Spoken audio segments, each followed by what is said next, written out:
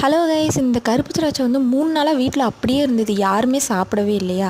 அதனால் திடீர்னு ஒரு யோசனை, சரி ஜூஸ் போட்டால் எல்லோரும் குடிப்பாங்க அப்படின்ட்டு ஜூஸ் போடலான்னு போட்டேன். அந்த ஜூஸ் எப்படி போட்டேன் அப்படின்றத தான் இந்த வீடியோவில் காமிக்க போகிறேன். வாங்க வீடியோவில் போகலாம். மிக்ஸி ஜாரில் வந்து நல்லா கழுவிட்டு ஒரு 1/4 கிலோ திராட்சை இருக்கும், கருப்பு திராட்சை. அதை கழுவி மிக்ஸி ஜாரில் போட்டேன்.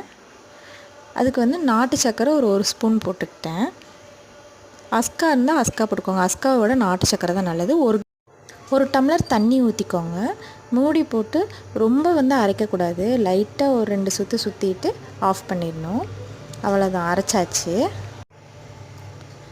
அரைச்சதுக்கப்புறம் வடிகட்டலாம் அப்படின்ட்டு வடிகட்டியில் வடிகட்டுறோம். வடிகட்டிட்டு குடிக்கும் போது அப்படியே செம்ம டேஸ்ட்டாக இருந்துச்சு. அப்படியே திராட்சையை வச்சுருந்து சரி ஏன் வேஸ்ட் பண்ணணும் அப்படின்ட்டு திடீர்னு ஜூஸ் போடலாம் அப்படின்னு ஜூஸ் போட்டாச்சு. வீட்லேயும் எல்லோரும் குடிச்சிட்டு சூப்பராக இருந்துச்சு அப்படின்னு சொன்னாங்க. இந்த மாதிரி நீங்களும் திராட்சையை சாப்பிடாமல் இருந்தீங்கன்னா ஜூஸ் போட்டு குடிங்க, டேஸ்ட்டாக இருக்கும்.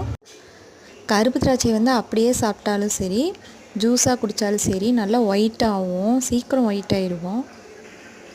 கலர் வந்து நல்லா கொடுக்கும். இது போல் நிறைய வீடியோஸ் வேணும் அப்படின்னா என்னோடய சேனலை மறக்காமல் சப்ஸ்கிரைப் பண்ணிக்கோங்க. பக்கத்தில் இருக்க பெல் ஐக்கான் கிளிக் பண்ணிக்கோங்க. அப்போ தான் நான் போடுற இன்ட்ரெஸ்டிங்கான வீடியோஸ் உங்களுக்கும் நோட்டிஃபிகேஷனாக வரும். ஜூஸ் பாருங்கள், செம்ம டேஸ்ட்டாக இருந்துச்சு. வீட்லேயும் எல்லோரும் குடிச்சிட்டு சூப்பராக